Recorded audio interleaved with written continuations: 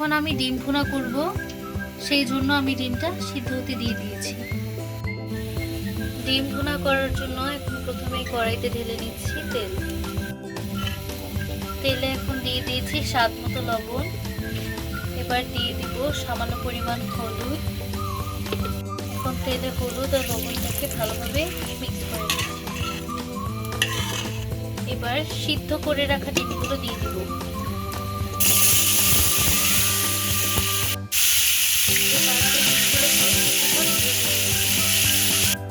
ডিমটা খুব সুন্দরভাবে ভাজা হয়ে গিয়েছে। এখন আমি ডিমগুলোকে তুলে নিচ্ছি।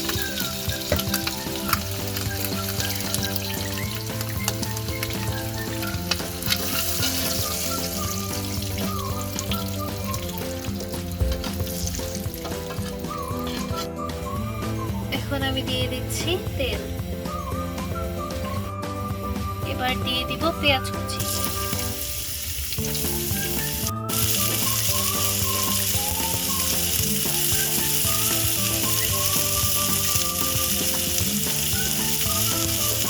পেঁয়াজটা ভালোভাবে ভাজা হয়ে গেছে।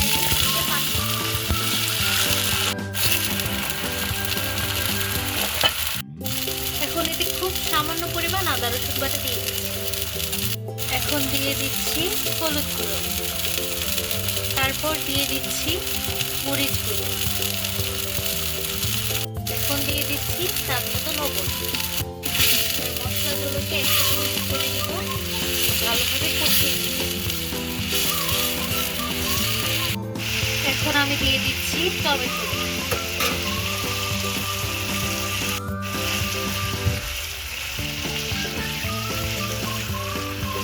মশলাগুলো খুব ভালোভাবে কষানো হয়েছে। এখন এতে আমি ডিমগুলো অ্যাড করে দেব।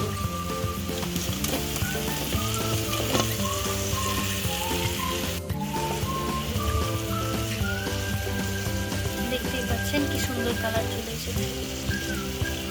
এটা আর 2 মিনিটের মতো রান্না করে নিলেই আমাদের রান্না কমপ্লিট। এখন এতে অ্যাড করে দিচ্ছি খুবই সামান্য পরিমাণ চিনি।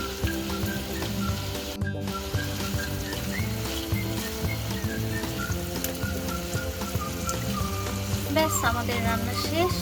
ডিমটি সার্ভ করা হয়ে গেছে। এখন আমি উপর দিয়ে ধনেপাতা কুচি দিয়ে দিচ্ছি। দেখতেই পাচ্ছেন প্রচুর সুন্দর দেখা যাচ্ছে এবং কতটা লোভনীয় লাগছে।